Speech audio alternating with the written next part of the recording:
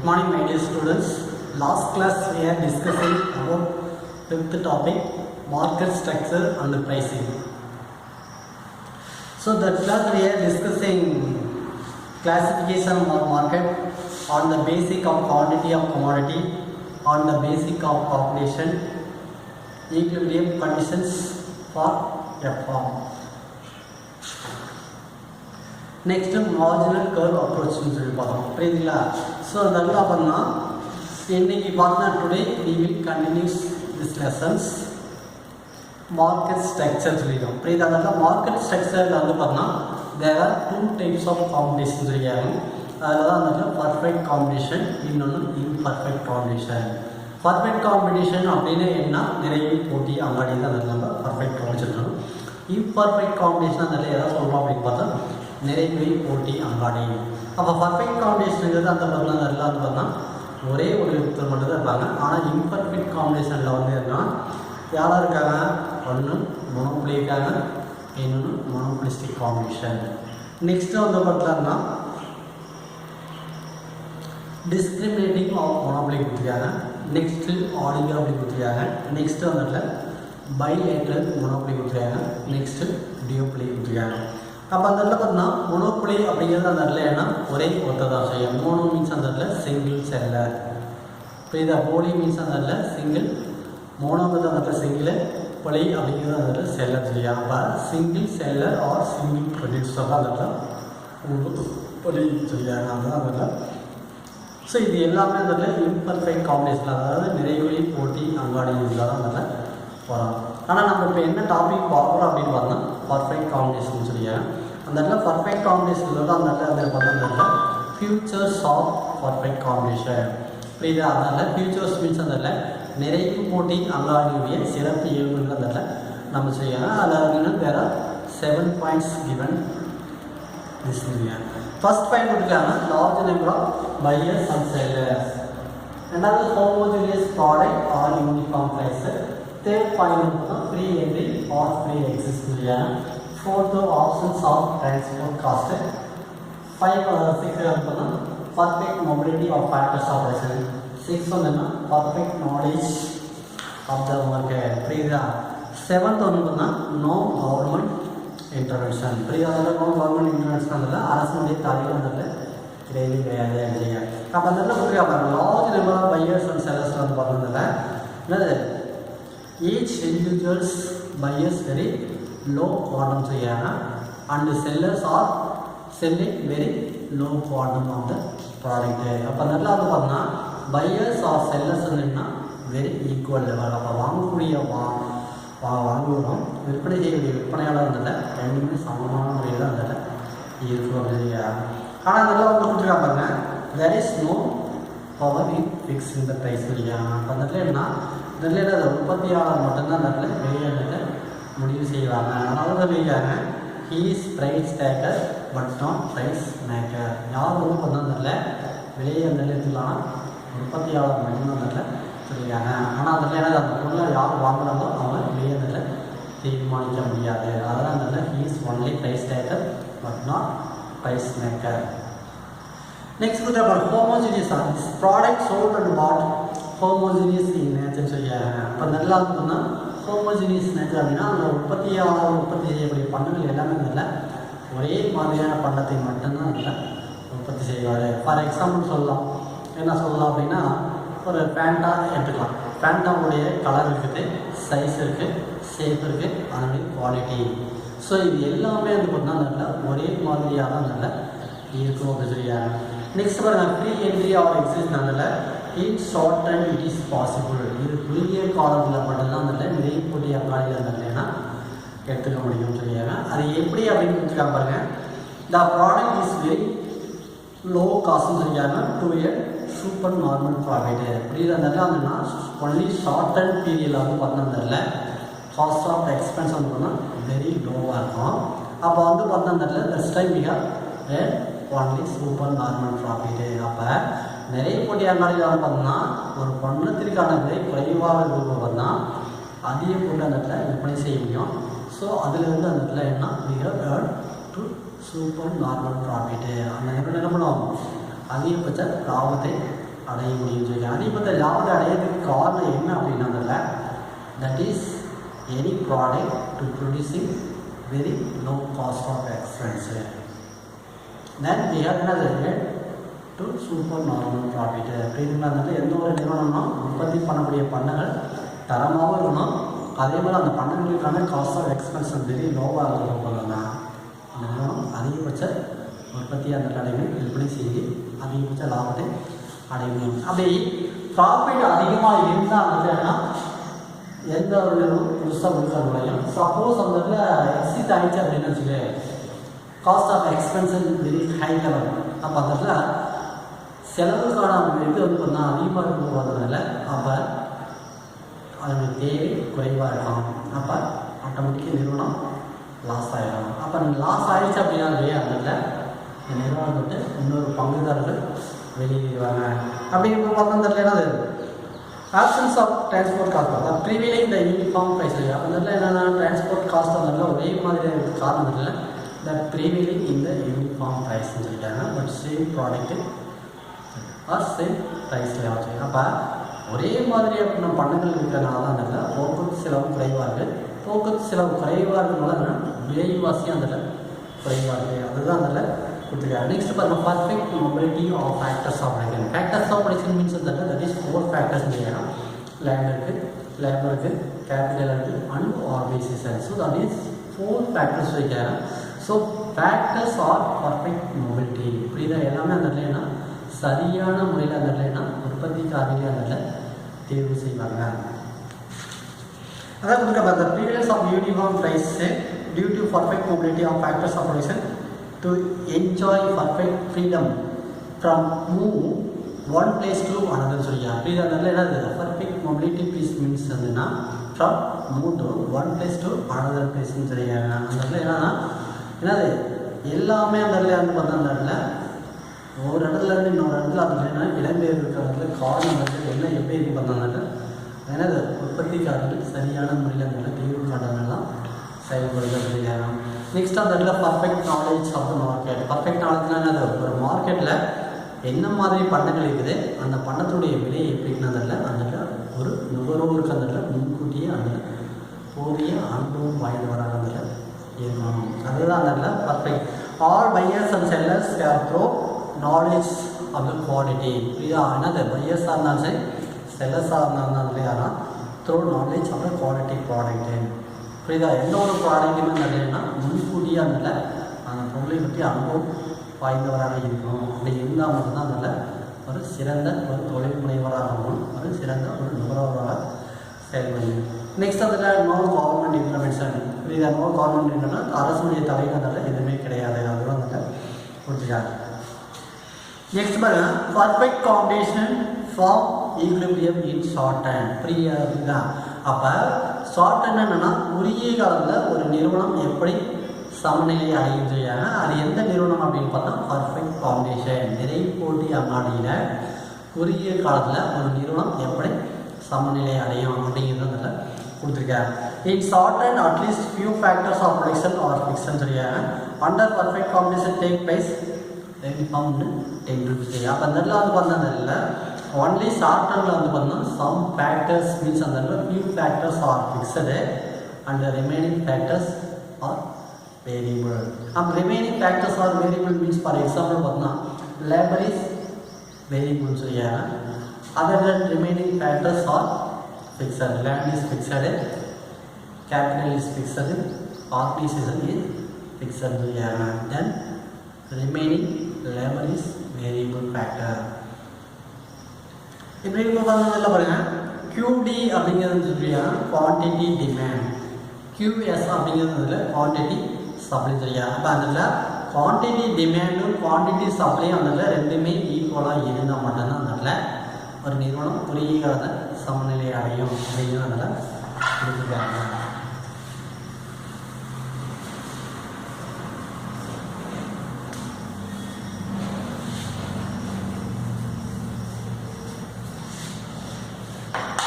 குறுகிய காலத்தில் பாருங்க the price and output determination perfect competition during short term சொல்லியும். அப்படி இருந்தால் டூரிங் ஷார்ட் டர்ம்ல குறுகிய காலத்தில் வந்து பார்த்தா நல்ல விலை நிர்ணயம் எப்படி தீர்மானிக்கிறது அது எது அப்படி பார்த்தா குறுகிய காலத்தில் நிறைய கோடி அவார்டுகள்னா விலை நிர்ணயம் எவ்வாறு அதில் தீர்மானிக்கிறது அப்படிங்கிறத பற்றி தான் இந்த லெசனில் இந்த கொஸ்டின் கொடுத்துருக்காங்க. இது ரொம்ப ரொம்ப இம்பார்ட்டன்ட் கொஸ்டின் இல்லையா. அப்போ அதில் பாருங்கள் ஸ்டார்ட் ட்ரெண்டில் வந்து பார்த்தா பர்ஃபெக்ட் ஃபவுண்டேஷன் கொடுத்துருக்காங்க. சரியா, ஷார்ட் ட்ரெண்டில் பர்ஃபெக்ட் ஃபவுண்டேஷனில் வந்து பார்த்தா எப்படி கொடுப்போம் ஈக்குவிலிபிரியம் அடையிறது அப்படின்னா அப்போ QD அப்படிங்கிறது அந்த QST QDங்கிறது அந்த குவான்டிட்டி டிமாண்டு QSங்கிறது அந்த குவான்டிட்டிஸ் அப்படின்னு. ஸோ ரெண்டுமே இருந்தால் தான் அதில் என்ன அப்படின்னா F of equilibrium of perfect combination. நம்ம குறுகிய ஒரு நிறுவனம் சமநிலை அடையிறதுக்கு காரணம் இல்லை குவான்டிட்டி டிமாண்டாக இல்லை குவான்டிட்டி சப்ளை அதில் ஈக்குவலாக இருக்கணும். அப்போ டயக்ராம் பாருங்க, இது டிமாண்ட் இது சப்ளை கர்வ் புரியுதா, இது டிமாண்ட் கர்வ் இது சப்ளை கர்வ். இது வந்து பார்த்தோம்னா டயக்ராமில் எப்பவுமே நல்லா எக்ஸ் பண்ணணும், இது எக்ஸஸ் பண்ணணும். இது எக்ஸஸ் வந்து பார்த்தோம்னா குவான்டிட்டி அவுட்புட் கொடுத்துருக்காங்க புரியுதா. இதில் கியூ குவான்டிட்டி அவுட்புட் சொல்லியாங்க. ஒய்எஸில் என்ன கொடுத்துருக்காங்கன்னா ப்ரைஸ் கொடுத்துருக்காங்க. அப்போ ப்ரைஸுங்கிறது அந்த எதை மென்ஷன் பண்ணிக்கிறோன்னா இது பிங்கிறது ப்ரைஸு, இங்கே இது கியூ அப்படின்னு செய்யாங்க. அப்போ ஓவிங்கிறது இதில் குவான்டிட்டி ஆஃப் அவுட்புட் கொடுத்துருக்காங்க. ஓஒய் வச்சு வந்து என்ன பண்ணால் ப்ரைஸ் கொடுத்துருக்காங்க.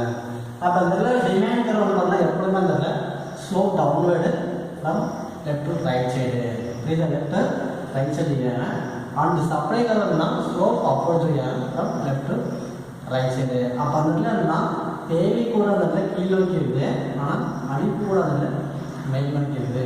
அப்போ அந்த என்னன்னா demand curve and supply curve இந்த இன்டர்செக்ஷன் பாயிண்ட் ஆஃப் ஈக்குவிலிபிரியம் புரியுதா. அந்த demand curve and supply curve சொல்லியாங்க இந்த இன்டர்செக்ஷன் பாயிண்ட் ஆஃப் ஈக்குவிலிபிரியம். அப்போ அந்த ஈக்குவிலிபிரியம் பார்த்துட்டு எப்போ சமநிலை ஆகினா அந்த சப்ளை கர்வ் இது டிமாண்ட் கர்வ்.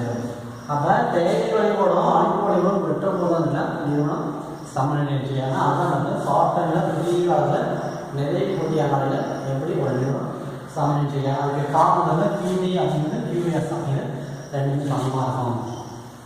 அப்போ இந்த இடத்துல கொடுத்துருக்காங்க QD அப்படிங்கிறது அந்த இடத்துல கொடுத்துருக்காங்க 100 - 5B கொடுத்துருக்காங்க புரியுதா. நெக்ஸ்ட் அந்த இடத்துல QS அந்த இடத்துல என்ன சொல்லியிருக்காங்க 5P கொடுத்துருக்காங்க புரியுதுங்களா. ஸோ இதை வந்து பார்த்தீங்கன்னா ஃபிக்ஸடு இது வேரியபிள்னு சொல்லியாங்க. அப்போ அவங்க கொடுத்துருக்காங்க என்ன ஃபார்முலா வந்து பார்த்தோம்னா QD = QS கொடுத்துருக்காங்களா. QDங்கிறது அந்த 100 சரி 100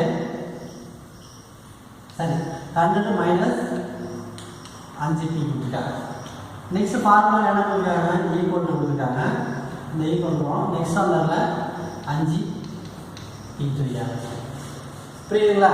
ஸோ அப்படின்னு பார்த்தா தெரியல இந்த 5P வந்து இந்த சைடு வந்து பார்த்தா 5P இது ப்ளஸ் 5P ஈக்குவல் டு 100 புரியுதா. இந்த 5P இந்த சைடு வரும், இது இந்த சைடு ப்ளஸ் போயிடும். அப்போ அந்த சைடு 5 × 5 அப்படின்னா 10P சொல்லியாங்க. 10P equal to 100. அப்போ வந்து பார்த்தீங்களே அப்போ வந்து பார்த்தா P ஈக்குவல் டு அதில் 100 / 10 சொல்லியாங்க.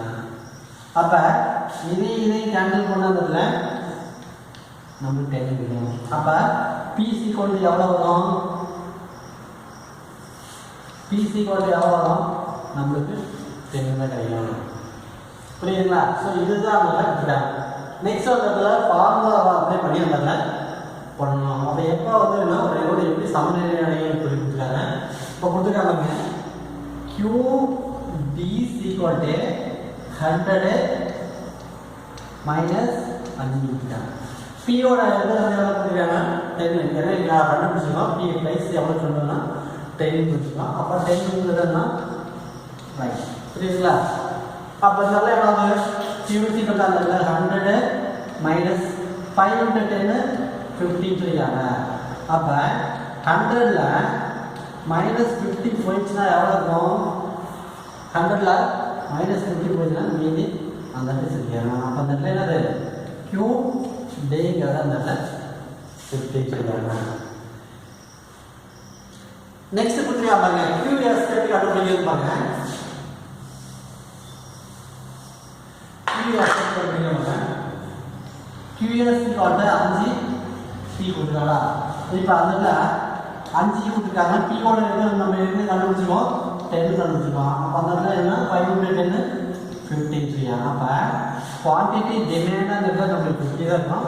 குவான்டிட்டி சப்ளைவாக வந்து 50 தான் இருக்குது. அதனால நீங்கள் என்னது ஷார்ட் அண்ட் பர்ஃபெக்ட் காம்பினேஷனில் இருந்தோம்னா ஷார்ட் அண்ட் எப்படி இருக்குது புரியுறாங்க எப்படி நிறுவனம் சமநிலையை அடையுது அப்படிங்கிறது அந்த இந்த டயக்ராம் மூலிமா அந்த கிளியர் செய்யலாம். ஃபஸ்ட்டு டயக்ராம் முடிஞ்சுக்க பாருங்க. அதான் 10 இருக்கும் 11 என்ன அது 500 செய்யும். அப்போ அதனால என்ன தேவையும் அழிப்பும் அந்த சமமாக இருக்குது அப்படிங்கிறது அந்த கொடுத்துருக்காங்க. ரெண்டாவது டயக்ராமில் பாருங்கள் ஃபார்ம் 1 கொடுத்துருக்காங்க, ஃபார்ம் 2 கொடுத்துருக்காங்க. புரியுதா? நிறுவனம் 1 நிறுவனம் 2 கொடுத்துருக்காங்க. ஃபஸ்ட்டு நிறுவனத்தில் பாருங்கள்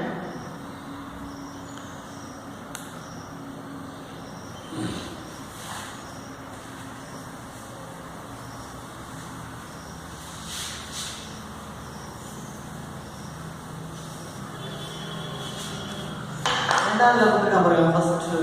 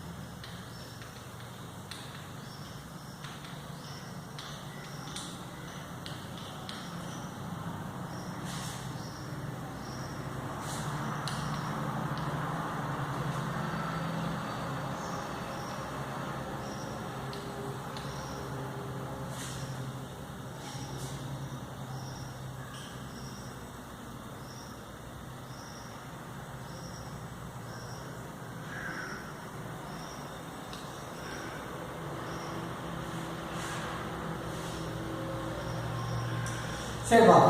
ரெண்டாவது டயக்ராமில் கொடுத்துருக்காங்க ஃபார்ம் 2 கொடுத்துருக்காங்க, ஃபார்ம் 2 கொடுத்துருக்காங்க. ஃபஸ்ட்டு இந்த நிறுவனத்தில் பார்த்தா ப்ராஃபிட் இருக்குன்னு சொல்லியிருக்காங்க. இந்த டயக்ராம் வந்து பார்த்தா லாஸ்ன்னு சொல்லியிருக்காங்க. புரியுதுல? ஏன் இந்த நிறுவனம் லாஸ்ன்னு சொல்கிறாங்க, இந்த நிறுவனம் வந்து ப்ராஃபிட் இருக்குது அப்படின்னால இதுக்கு காரணம் பார்த்தா எக்ஸத்தில் என்ன கொடுத்துருக்காங்க குவான்டிட்டி ஆஃப் கொடுத்துருக்காங்க. ஒய்ஹெச்சில் எதை கொடுத்துருக்காங்க ப்ரைஸ் கொடுத்துருக்காங்க. ப்ரைஸ் தான் இந்த இடத்துல எதை மென்ஷன் பண்ணியிருக்காங்க ஆவரேஜ் காஸ்ட்டு. புரியுதுங்களா? அப்போ அதில் ப்ரைஸ் பண்ணால் இது 8 இது 10 சொல்லியிருக்காங்க. புரியுதுங்களா? அந்த இடத்துல E1 அப்படிங்கிறத எப்படி பண்ணதில்ல இங்கே பாருங்கள். ஓஎக்ஸில் அவுட்புட் கொடுத்துருக்காங்க, குவான்டிட்டி ஆஃப் அவுட்புட் கொடுத்துருக்காங்க.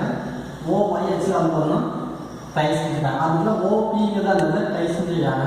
அப்போ பிஎல்னு பார்த்தீங்கன்னா பிஎல்னு அது எதை சொல்லிக்கிறாங்க ஆவரேஜ் ரெவன்யூ ஈக்குவல் டு அந்த மார்ஜினல் ரெவன்யூ புரியுதா அப்போ இதெல்லாம் வந்து பார்த்தீங்கன்னா சராசரி வருவாயும் இறுதிநிலை வருவாயும் அந்த என்ன ஒரே நேர்கோடாக தான் இருக்கு புரியுதா இல்லை PL equal to average revenue equal to marginal revenue சொல்லியாங்க is horizontal or parallel to axis புரியுதா ஹரிசாண்டல் டு பேரல் எக்ஸஸ் சொல்லியாங்க அப்போ அந்த ஏஆர் வந்து ஆவரேஜ் ரெவன்யூ சொல்லியாங்க எம்ஆர் வந்து அந்த மார்ஜினல் ரெவன்யூ தமிழில் அந்த சராசரி வருவாயே இது இறுதிநிலை வருவாய் அப்படின்னு பார்த்தோம்னா சராசரி வருவாயும் இறுதிநிலை வருவாயும் எதை நோக்கி செல்லுது அப்படின்னு பார்த்தா எக்ஸஸ் நோக்கி தான் அது செல்லுது அப்போ ஒரு நிறுவனம் எப்படி சமநிலையை அடையுது அப்படின்னு சொல்லியிருக்கப்பா கேன் ஈக்குவிலிபிரியம் கண்டிஷன் அப்படிங்கிறது பார்த்தோம்னா இது எம்சிக்கு தான் பார்த்தா மார்ஜினல் காஸ்ட்டு இது ஏசிக்கு அது அதில் ஆவரேஜ் காஸ்ட்டு இது இறுதிநிலை செலவு இது சராசரி செலவு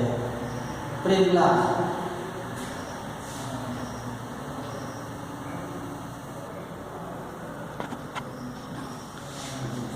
இது வந்து பார்த்தீங்கன்னா இது மார்ஜினல் காஸ்ட்டு இது ஆவரேஜ் காஸ்ட்டு அப்போ ஒரு நிறுவனம் எப்படி சமநிலையை அடையணும்னா எம்சிசி கோட்டு எம்ஆர்ஜிஎம் எஃப்ஆ and equilibrium conditions level MCC கோட்டு எம்ஆர்ஜிஎம் அப்போ இந்த எம்சி வளைகோடுகள் செய்யாங்க இதுதான் வந்து எம்சி வளைகோடு செய்யாங்க நெக்ஸ்ட்டு எம்ஆர் வளைகோடுகள் எது அப்படின்னு பார்த்தா இதுதான் செய்யாங்க அப்போ ரெண்டுமே நல்லா இருக்குன்னா இந்த இடத்துல இருந்தால் சந்திக்குது அதனால சொல்லியாங்க எம்சி கல் ஆர் எம்ஆர்னா இன்டர்செக்ஷன் பாயிண்ட் ஆஃப் ஈக்குவிலிபிரியம் சொல்லியாங்க அதுதான் நல்லா ஒரு நிறுவனம் எப்படி சமநிலை அடையும் அப்படின்னா இந்த இடத்துல அந்த சமநிலை அடையும் சொல்லியாங்க அப்படின்னு போகிறதுனால காஸ்ட் ஆஃப் எக்ஸ்பென்ஸ் பண்ணதுனால எவ்வளோ இருக்கும்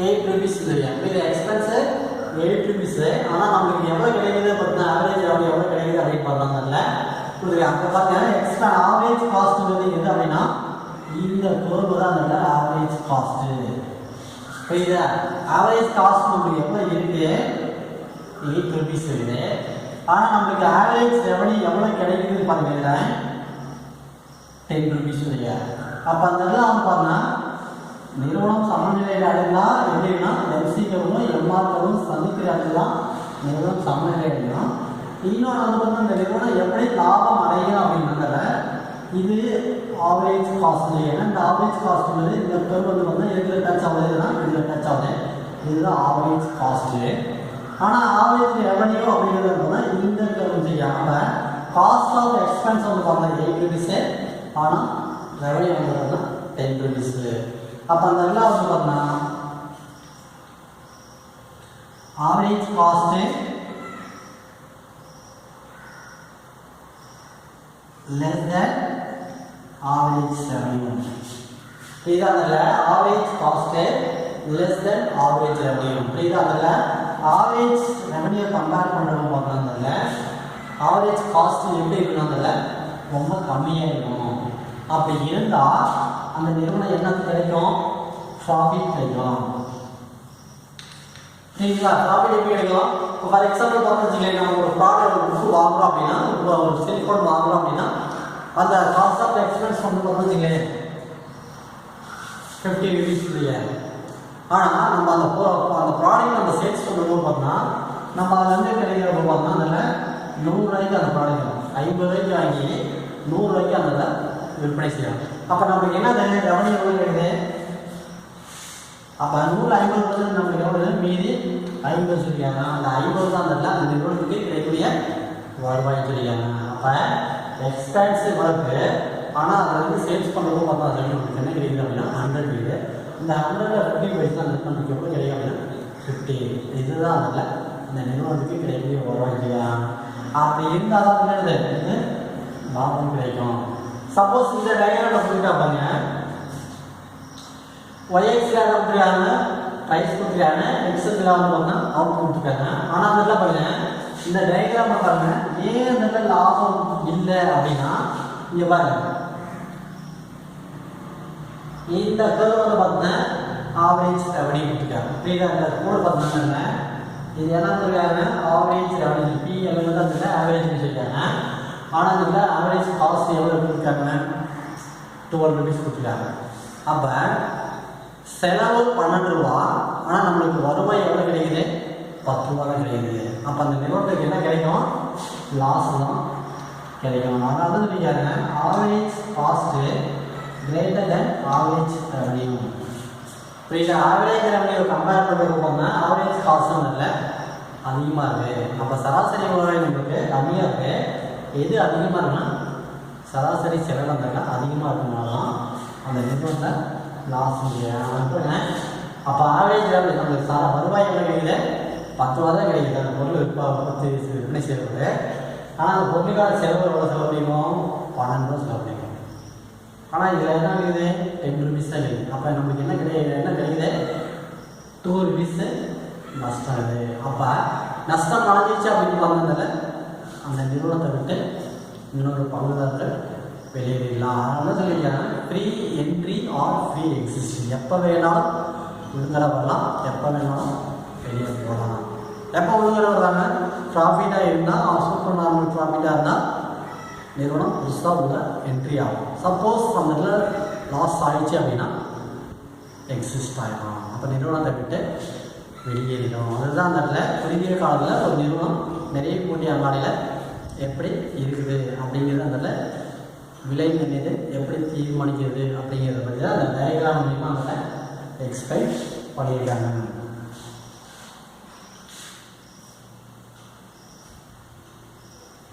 இந்த இதில் கொடுத்துருக்காங்க, எல்லாமே கொடுத்துருக்காங்க. நெக்ஸ்ட் கொடுத்துருக்காங்க பாருங்க, perfect competition forms equilibrium long run or normal profit.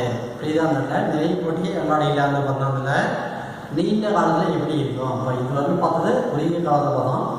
இப்போ நீண்ட காலத்தில் எப்படி இருக்கும் பார்த்தோம். இந்த LAC curve is envelope curve செய்யாங்க. as it contains a few average cost curve, it is a flatter or U-shaped. அப்போ அந்த நீண்ட காலத்தில் எப்படி இருக்கும், சராசரி வளைவோடு எப்படி இருக்கும் அப்படின்னு பார்த்தா யூ ஷேப்பில் தான் அந்த இருக்குன்னு சொல்லிடுறாங்க. இன்னொரு கணக்கில் போட் ஷேப் செய்யும். போட்டுனா அந்த எப்படின்னா கப்பல் எப்படி வளைவாக பார்த்தீங்களா அந்த மாதிரி இருக்குன்னு சொல்லியாங்க. இன்னொன்று யூ ஷேப்னு சொல்லலாம். அப்படி எப்படி வேணாலும் அந்த சொல்லலாம் செய்ய. அது எல்ஏசி அப்படிங்கிறது தெரியல. Long run average cost curve, நீண்ட கால சராசரி செலவு வளைவோடு எப்படி இருக்குது நீண்ட காலத்தில் அப்படிங்கிறத பற்றி தான் கொடுத்துருக்காங்க. காலத்தில்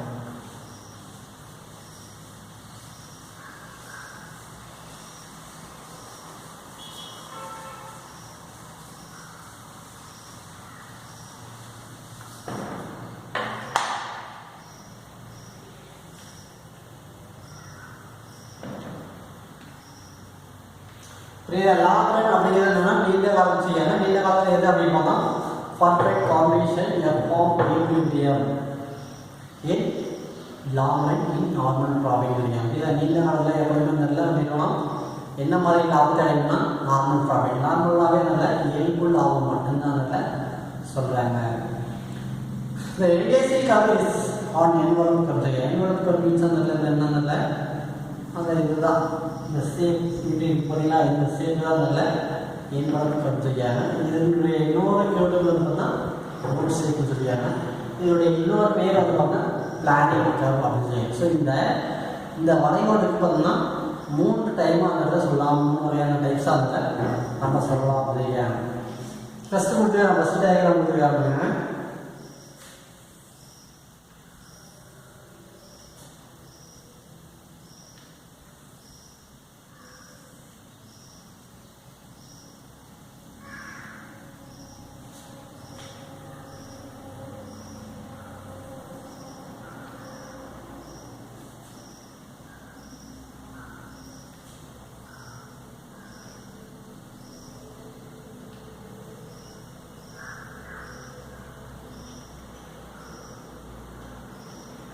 இது LMC, இது LEC, இது ERC EFR, இது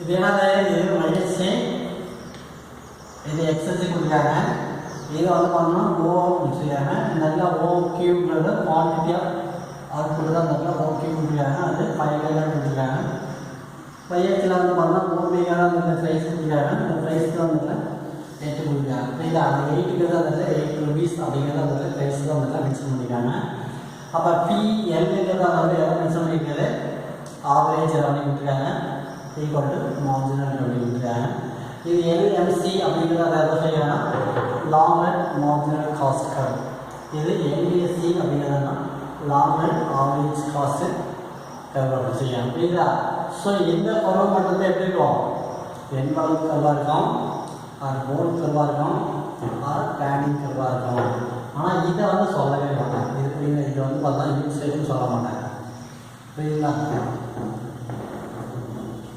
அப்படின்னு பார்த்தோம்னா லாங் டைமில் வந்து பார்த்தோம்னா பர்ஃபெக்ட் காம்பினேஷன் எப்படி இருக்குது ஒரு நிறுவனம் சமநிலை எப்படி அடையும் அப்படின்னு சொல்லி கொடுக்குறாங்க இப்போ கொடுத்துட்டா பாருங்க எக்ஸில் அவுட் கொடுக்குறாங்க ஒய்எச்சில் ப்ரைஸ் கொடுக்குறாங்க அப்போ பிஎல்ங்கிறதுல ஆவரேஜ்